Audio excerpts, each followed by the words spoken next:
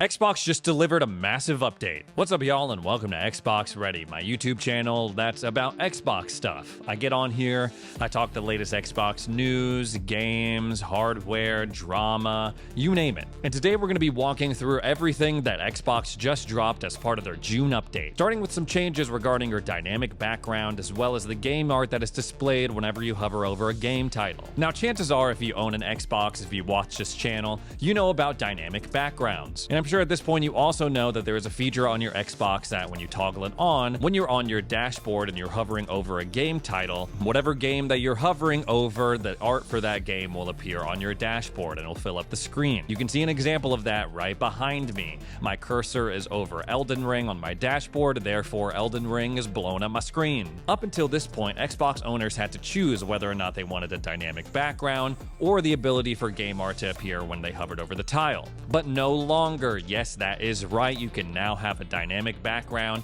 and have the game art appear. All you need to do is go to Settings, General, Personalization, My Background, and then show selected game art. There's also a new setting that lets you adjust your dynamic background color without changing your profile color. Now, I will always welcome changes, any updates regarding the dynamic background or the game art backgrounds on my Xbox, especially since with this new dashboard, we're getting to see more of that than we have in the past. Overall, it's a pretty small change, but it is unifying features that individually I thought were very cool, and overall offering a more smooth home experience. As part of this update, we're also getting a feature that is leading many to believe that they're prepping for a handheld Xbox console. We first heard about this feature a couple of months ago, but now it is available to all Xbox owners. Microsoft is now allowing your Xbox to remember 10 wireless networks. And if you need to change your network, for example, if you take your Xbox to someone else's house, to Starbucks, and you need to hop on their Wi-Fi, you don't need to put in the password again. Your Xbox will automatically remember it. If you want to check it out for yourself,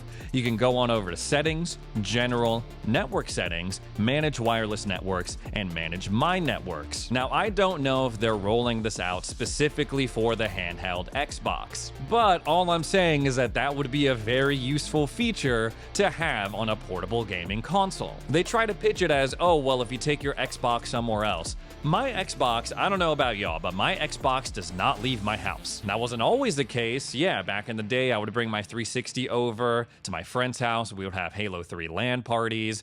Even in the Xbox One generation, I would bring my console over to my buddy's house and we'd play Borderlands 2. But those days are gone. I am a gamer in my 30s and I no longer bring my consoles over to my friend's house. It's just never an opportunity for me to be like, hey guys, I got this. Boom, bust out my Series S. But I feel like it would be a lot more socially acceptable, I would say, to whip out a handheld Xbox. Moving on, you can now manage any of your subscriptions, including Game Pass, on your console itself. Previously, like many other subscription services, you had to go directly onto the website, which is something that could be super annoying, especially if you have the app and it's like, okay, I have whatever app, be it Crunchyroll, be it HelloFresh, why can't I cancel through that? No, I gotta go log into the browser, go into my account, submit a cancellation request, do all this other stuff. This is a feature that is long overdue on our Xbox consoles. You should be able to manage everything about your account and your Xbox experience on your Xbox. They're also going to be throwing in what they're calling experiments. These are a subset of features that they're just trying out and only rolling out to a few Xbox owners. So if you update your Xbox, you may be randomly selected to try out some features that no one else is trying, such as the ability to find people using console search,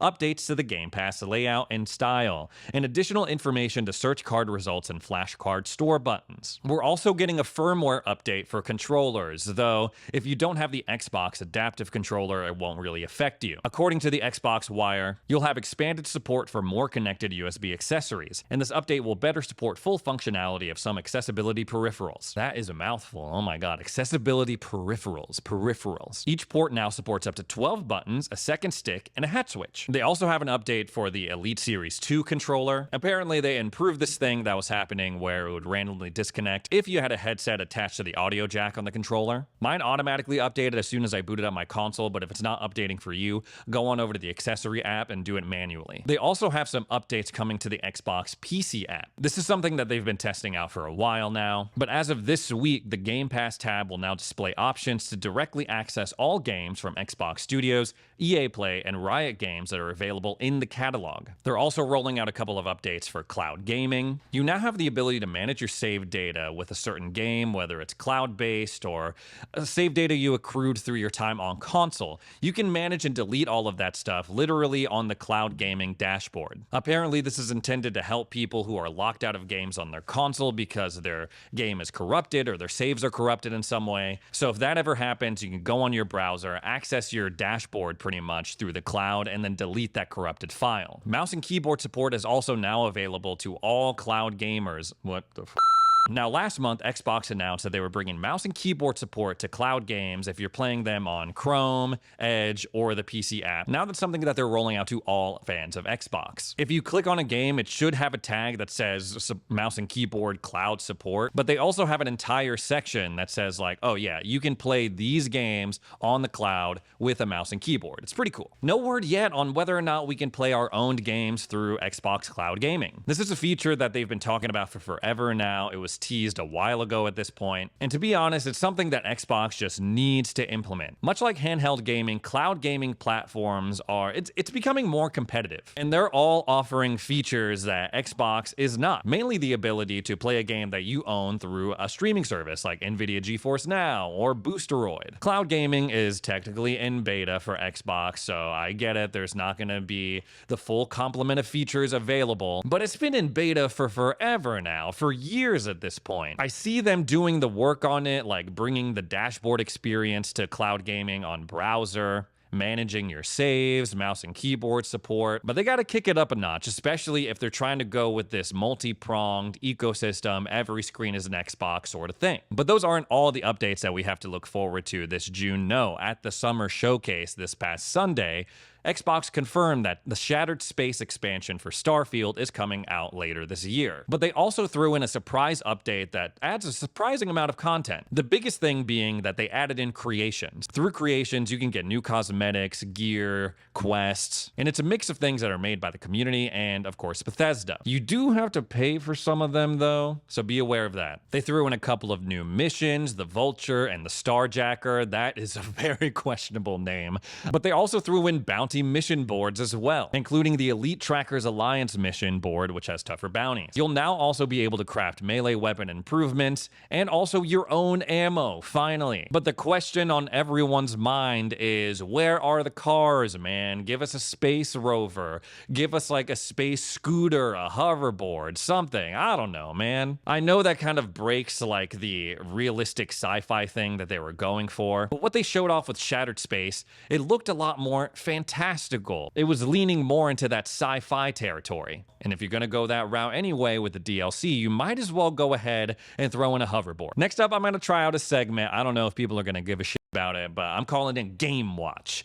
Game Watch. I'm sure Nintendo has some sort of like patent on that because of Mr. Game & Watch. I know it has a history with Nintendo, that name, but the intention behind the segment is to bring attention to a game that I am excited about and I feel like you should be looking forward to too. And that game would be Obsidian's Avowed. Now, this is a game that you've probably been hearing about for a while. They showed it off at this past Sunday showcase, and personally, I've been talking about it on the channel for as long as I've had the channel. Now, this game has received a lot of criticism since it was shown off last year at the Xbox showcase. I think there was a strong clash between what people were expecting and what we got, because the original teaser, it was like very dark, ooh, mysterious, and people were essentially expecting, oh, this is gonna be like Skyrim. It's gonna be Skyrim, but by the people who made Fallout New Vegas. And it turns out it's not really gonna be like Skyrim. It's a little bit lighter in tone and artistry. After the showcase, I was like, I'm kind of going back and forth whether I'm excited for this game or not. There are some things I think look really cool, and there are some things I'm like, not so impressed by. But at the end of the day, I am what you call a swords and sorcery nerd. I like swords, I like wizards, I like that medieval shit, so I'm willing to give it a shot. And just the other day, we got another extended look at this game, and I gotta say, extended looks at Avowed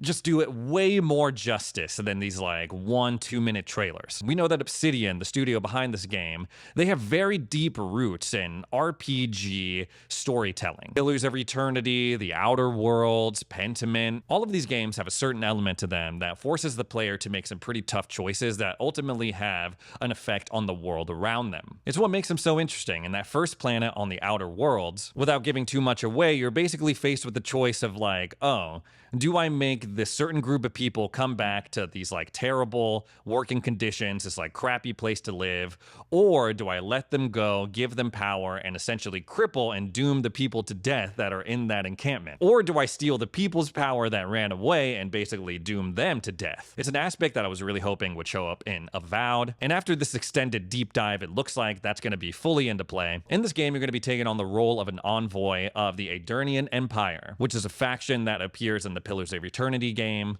Think of them like, if you're not familiar with Pillars, they're kind of like Cyrodiil and the Imperials. So anyway, you're an envoy of the Emperor, and he's sending you out to this place called the Living Lands, and he's like, figure out what's going on there, and you soon find out it's this thing called the Dream Scourge. And according to this deep dive, Carrie Patel was like, yeah, there are a lot of people that have a lot of opinions on how you should handle the Dream Scourge. And that's very exciting to me. It's like, okay, I see potential for other playthroughs, but I'm curious to see like what your choices, what kind of, again, what effects do they have on the world around you? Are they observable changes? Or did they just kind of unlock alternate quest lines? And they kind of showed that off a little bit too. They were like, okay, here's a quest, here's a mission where we're sneaking into this grove, and there are these sentient tree people that are guarding the grove. In one playthrough, they were killing everyone, and then when they finally got to the person where they needed the quest item, she was like, what are you doing? I'm not gonna give you that. You killed all my friends. And then they showed up another playthrough where they snuck past everyone and had a peaceful conversation with that NPC. We got our first look at the NPC camp, very Baldur's Gate 3, that's super hot right now. We also got a look at the skill trees in this game as well, and I think it looks very promising. It's very standard D&D class archetypes, fighter, mage, ranger. They do have a god-like skill tree as well, which to my understanding is like your inherent racial power. But Carrie did also mention that you can go pure fighter, pure mage, whatever, pure caster, or you can mix and match if you wanted to be like a battle mage or like more of a sneaky type that also kind of had like dual swords. I thought the UI when they were showing off the different skills looked really, really clean. Too often in games nowadays, especially these RPGs, I open up a menu and I'm like, what is going on? There is too much happening. It's like someone just like threw up on the screen, and like there, you click on one thing, it leads to another menu, and then it leads to more sockets that you put in your gear. It's too much. This looked a lot more streamlined, and it did remind me a lot of the Pillars games. Like they're throwing in elements that we are familiar with as far as RPG fans, but they're not going crazy with it. They're offering a more streamlined, simple experience. We did see quite a bit of combat in this game, which a lot of people were very critical of in those first couple of trailers. In those early trailers, my main thing was like, well, it doesn't seem like the enemies are really reacting to my hits. And the bar really has been raised over the past few years for fantasy medieval RPG combat. That's something that absolutely you need if you want to engage your players in a new RPG. That aspect seems to be much improved in this latest footage. It did start out a little bit questionable because they were fighting some mushroom people and it was just kind of like it was very choppy, but apparently there was a game mechanic reason for that. Apparently the little shroom people weren't reacting because the player was under leveled. And then when they leveled up their gear and their skills and they fought the shroom people again, they were like, they were really being tossed around and reacting. I'm like, okay, we'll see how that plays out. They did confirm that this game was gonna have third person. I don't know if that's something that they added in after they got all that criticism from last year. And I think that's a good move because the first person, you know, I'm used to it because I played a lot of Skyrim, a lot of Fallout. But from the footage that we've seen so far, it seems a little narrow. I hope that there's an FOV slider for first person, but if not, we do have that third person option. I am officially back up on Avowed. Sometimes I'm like, I don't know. Other times I'm like,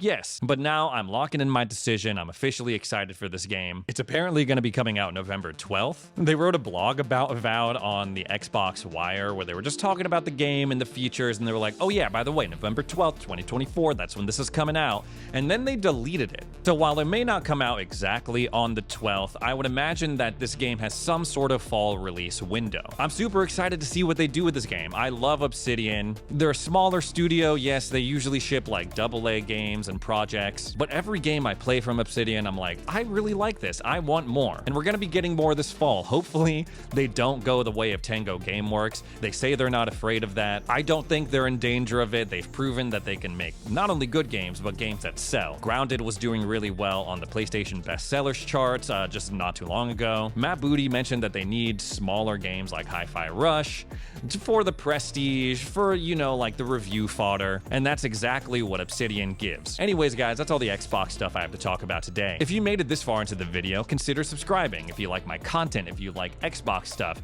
you can ring that little bell to be alerted whenever I post a video. Thanks so much for joining me for another edition of Xbox Ready, and we'll see you in the next video.